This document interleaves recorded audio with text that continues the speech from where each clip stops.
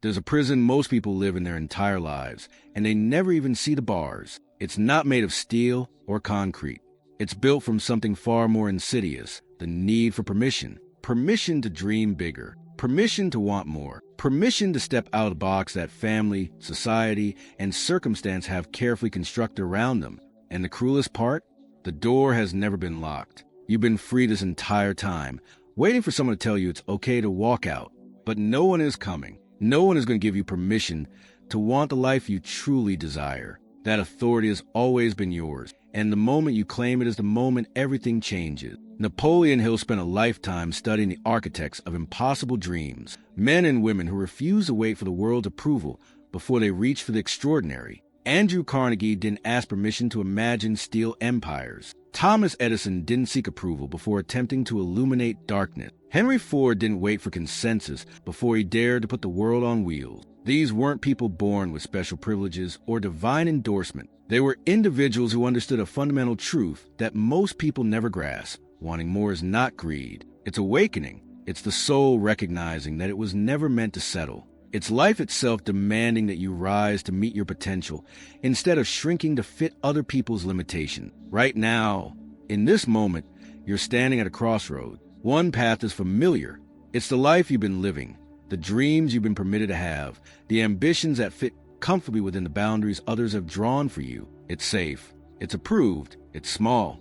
The other path is unknown. It's the life that calls to you in quiet moments, the vision that excites and terrifies you in equal measure, the version of yourself that you've glimpsed but never fully embraced because you were waiting for the right time, waiting for the right resource, waiting for someone to tell you that you're allowed to want all.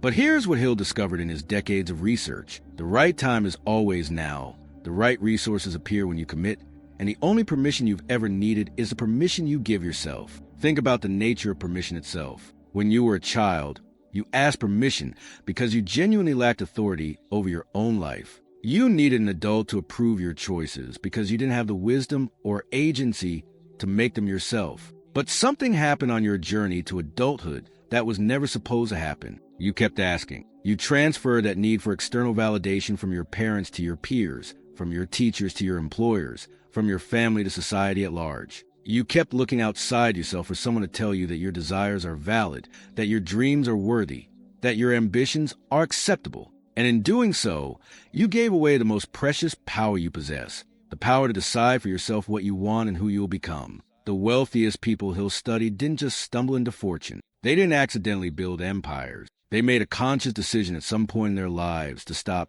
seeking permission and start claiming their right to abundance. They looked at the life they had been given, the circumstances they were born into, the limitations that society tried to impose on them, and they said something revolutionary. This is not enough. I want more, and I don't need anyone's permission to pursue it. That declaration, that refusal to settle, that audacity to want beyond what was deemed appropriate for some of their station or situation. That was the turning point. That was the moment they stopped being passengers in their own lives and became the drivers. You've been taught to be humble, to be grateful for what you have, to not want too much. And while gratitude is essential, it should never be confused with settling. Being grateful for where you are doesn't mean you can't desire to go further. Appreciating what you have doesn't mean you can't want more. The universe is not a zero-sum game where your abundance takes from someone else's portion. There is enough, more than enough, for everyone who dares to reach for it. But you have to reach. You have to want.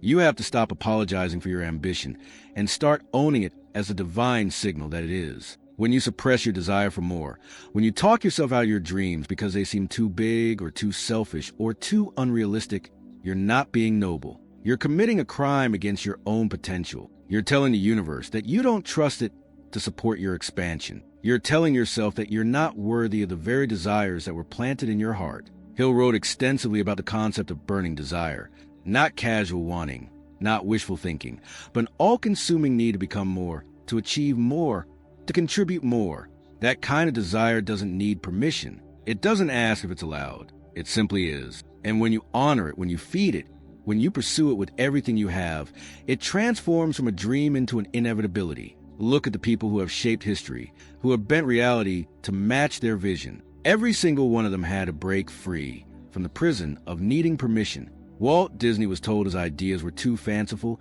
too expensive, too impossible. The bankers wouldn't give him loan. The experts wouldn't give him approval. So he stopped asking. He built his magic kingdom anyway, financing it through sheer force of will and unshakable conviction. When you visit Disneyland or Disney World today, you're walking through the physical manifestation of what happens when someone refuses to wait for permission to want more. You're experiencing the result of audacity, a vision that outgrew validation, of a man who decided his dreams matter more than other people's doubts. But this isn't just about building business empires or achieving fame. This is about the quiet, personal revolutions that happen when you give yourself permission to want a better relationship, a healthier body, a more fulfilling career, a life that actually excites you instead of one you're just enduring. It's about the single mother who decides she's allowed to want more than just survival. She's allowed to want to thrive. It's about the corporate employee who realizes he doesn't need his boss's blessing to start the business he's been dreaming about.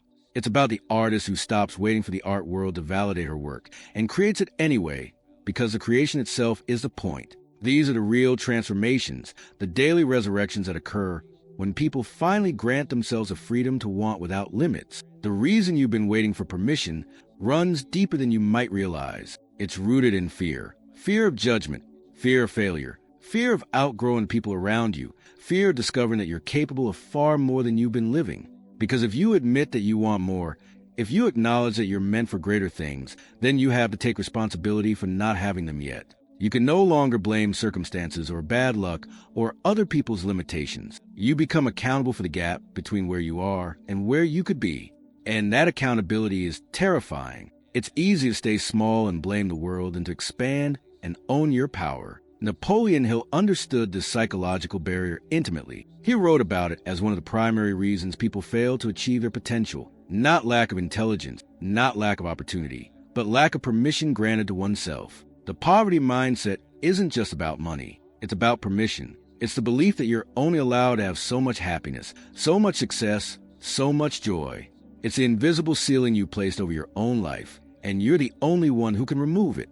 No mentor can do it for you. No book can do it for you. No motivational speech can do it for you. You have to decide, in a moment of absolute clarity and conviction, that you are allowed to want everything your heart desires. Not just allowed, entitled. Not in an arrogant way, but in the way that recognizes you are a divine creation with infinite potential, and limiting that potential is actually the greater sin. Consider the principle of definiteness of purpose that he'll champion throughout his work. Before you can give yourself permission to want more, you have to know what more means to you specifically. Not what your parents want for you. Not what society says you should want.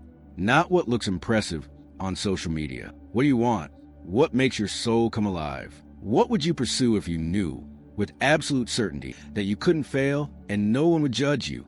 That answer, that true, unfiltered answer that comes from your deepest self, that's your North Star. That's the desire that's been waiting for your permission to exist fully.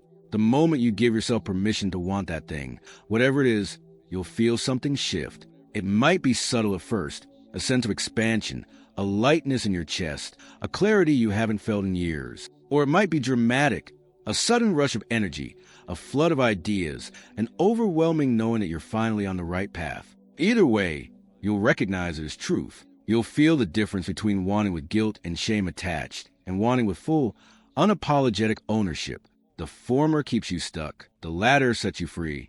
But permission alone isn't enough. It's the starting point, the foundation, but it must be followed by faith. Hill wrote about faith as the head chemist of the mind, the force that gives your desires substance and reality. When you combine permission with faith, when you say, I'm allowed to want this and I believe I can achieve it, you create an unstoppable momentum. You shift from passive hoping to active creating. You move from someday maybe to here's my plan. You transition from being a victim of circumstances to being an architect of destiny. Thomas Edison gave himself permission to believe that darkness could be permanently defeated by human ingenuity. Then he backed that permission with unshakable faith, failing thousands of times without ever losing conviction. Each failure wasn't proof that he shouldn't have wanted it. Each failure was simply information, feedback, a stepping stone toward the inevitable success that faith promised. He didn't wait for the scientific community to tell him it was possible. He didn't need their permission. He granted it to himself and then worked as if success was guaranteed. Because in his mind, it was. This is the pattern of every great achievement. Someone wants something they're not supposed to want according to conventional wisdom. They give themselves permission to want it anyway. They develop unshakable faith that it's possible, and then they work toward it with relentless action until reality bends to match their vision. It's not magic.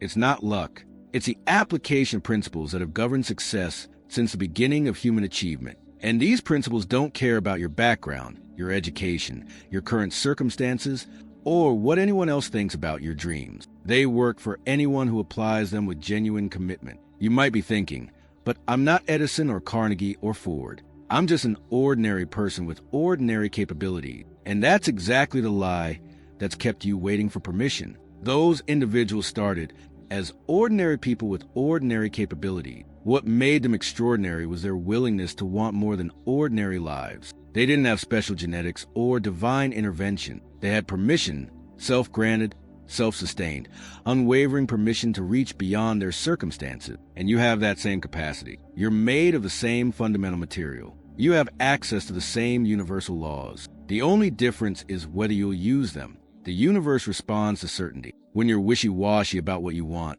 when you're constantly seeking external validation, when you're waiting for someone else to tell you it's okay to pursue your dreams, the universe matches that energy with wishy-washy results. But when you declare with absolute conviction, this is what I want, I'm claiming it now, when you stop asking if you're allowed and start acting as if you're entitled, the universe has no choice but to respond in kind. Doors open, resources appear, people show up, opportunities materialize, not because the universe was withholding them before, but because you were vibrating at the frequency of permission-seeking instead of the frequency of claiming. Abraham Lincoln came from poverty, had minimal formal education, failed in business, lost elections, suffered personal tragedies that would have broken most people. But he gave himself permission to want to lead a nation, to want to end slavery, to want to preserve a union that was tearing itself apart. No one in his circumstances was supposed to want those things. No one with his background was supposed to believe he could achieve them. But he didn't wait for society's permission.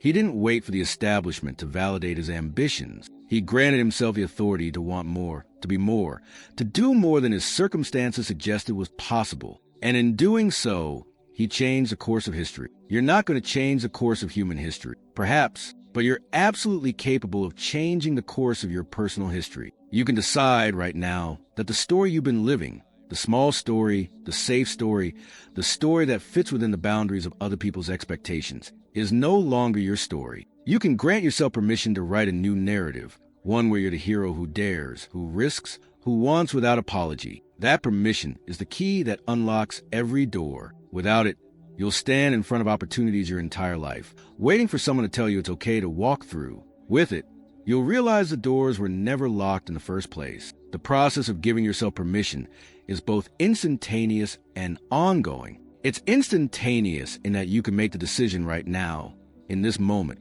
to stop seeking external validation and start trusting your internal guidance. It's ongoing in that you'll have to recommit to that decision repeatedly, especially when doubt creeps in, when people question your choices, when circumstances challenge your conviction. Permission isn't a one-time declaration. It's a daily practice. It's waking up each morning and choosing once again to honor your desires instead of suppressing them. It's facing setbacks and choosing once again to believe you're allowed to keep trying. It's encountering criticism and choosing once again to value your vision over other people's limitations. Napoleon Hill's entire philosophy rests on the premise that you are the master of your fate, the captain of your soul. But you can't be the master of anything if you're constantly asking for permission to steer the ship. You can't captain your own life while waiting for orders from external authorities. At some point, you have to take command. You have to say, this is my life, these are my dreams, this is my path, and I don't need anyone's approval to walk it.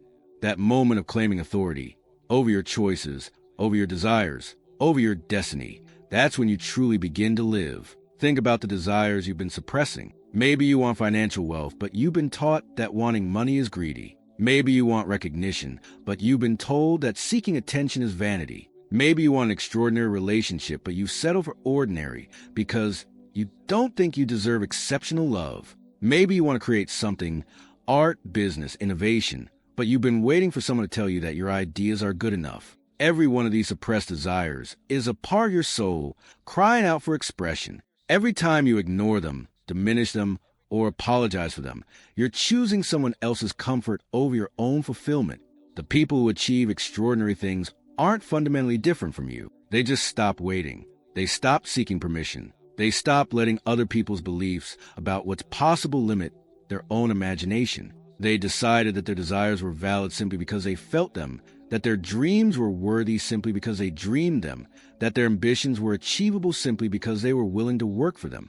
And then they proved themselves right through persistent, focused action guided by unwavering faith. Henry Ford revolutionized industry not because he asked permission to imagine a world where every family could own a car, but because he gave himself permission to want that world into existence. He faced ridicule, skepticism, and countless obstacles. Experts told him it couldn't be done. Investors told him it wasn't profitable. Society told him people didn't need or want personal automobiles, but he didn't need their permission. He had something more powerful, his own conviction that his vision mattered, his own authorization to pursue it regardless of external validation. And that self-granted permission, combined with relentless action, changed the world. You have dreams that could change your world. Maybe not the whole world, though don't rule that out, but certainly your world, your life, your family's future, your community's possibilities. But those dreams will remain forever in a realm of what if and someday, until you give yourself permission to want them fully, to pursue them actively, to claim them as your divine right. The universe is waiting for you to stop asking if you're allowed and start declaring what you will create. Here's what happens when you truly give yourself permission to want more. First, you feel lighter. The burden of constantly measuring your desires against other people's expectations lifts. You stop contorting yourself to fit into boxes that were never meant for you. You breathe deeper. You think bigger. You move with more confidence because you're finally aligned with your authentic desires instead of fighting against them. Second, you become magnetic. When you own your wants without apology, when you pursue your vision with conviction, you attract exactly what and who you need. People who resonate with your energy appear. Opportunities that match your ambition materialize. Resources flow toward clarity and certainty. The universe can't support what you're not willing to fully claim, but it rushes to support what you declare as yours with unwavering faith. Third, you develop resilience. When you're pursuing dreams you gave yourself permission to want, setbacks become temporary obstacles instead of signs that you were wrong to try. Criticism from others loses its power because you're no longer seeking their approval. Failure becomes feedback instead of defeat because you're committed to the journey, not just the destination. You become unstoppable not because obstacles disappear, but because you stop letting them determine whether you're allowed to continue. Fourth, you inspire others. Your permission granting becomes contagious. When people see you living authentically, pursuing your true desires without apology, it gives them permission to do the same. Your courage awakens their courage. Your expansion creates space for their expansion. You become a living example that it's possible to want more, to reach for more, to become more without waiting for the world's approval. But none of this begins until you make the decision, until you plant your flag and declare, I am allowed to want more. I am allowed to dream bigger. I am allowed to reach for the extraordinary. I don't need permission from my past, from my circumstances, from society, from anyone except myself. And I hereby grant myself full and complete permission to pursue every desire my soul has placed within me. That declaration is the beginning of everything. It's the crack in the dam that becomes a flood. It's the single match that starts a wildfire. It's the first step of a journey that leads to destinations you can't even imagine from where you're currently standing. But you have to take that step. You have to light that match. You have to make that crack. Napoleon Hill proved, through meticulous study and documentation, that the principles of success work for anyone who applies them. But they can't work for you while you're still waiting for permission to apply them. They can't transform your life while you're still seeking validation for transformation. They can't create abundance while you're still apologizing for wanting it. You have to step fully into ownership of your desires, your dreams, your destiny. You have to stop being a passenger and become the driver. You have to stop asking and start claiming. The life you truly want exists, not as a fantasy, but as a potential reality waiting for your commitment. Every element of it, the wealth, the relationships, the impact, fulfillment, is available to you, but it's on the other side of permission. It's waiting for you to grant yourself the authority to pursue it. And here's the beautiful truth. You don't need to earn that permission. You don't need to prove yourself worthy of it. You don't need to achieve certain benchmarks before you're allowed to want more. The permission is already yours. It's been yours from the moment you were born. You just have to claim it. So claim it right now, not tomorrow, not after you've achieved something, not after you've proven yourself to anyone. Now, in this moment, make the decision that you are allowed to want everything your heart desires. You are allowed to dream bigger than your current circumstances. You are allowed to reach for possibilities that others say are impossible. You are allowed to become the highest version of yourself, regardless of who thinks you should stay small. You are allowed. You have always been allowed. Stop waiting for someone else to tell you what you've known in your soul all along. The door to your extraordinary life has never been locked. You've been standing in front of it, waiting for permission to walk through, not realizing that the only person who could grant that permission is you. So grant it, open the door, step through, and discover what has been waiting for you on the other side. Not just success or wealth or achievement, but the profound fulfillment that comes from finally living in alignment with your true desires, your authentic self, your unlimited potential. This is your moment. This is your permission. This is your life. Stop waiting. Start claiming. The world is ready for what you came here to create. But first, you have to give yourself permission to want it all.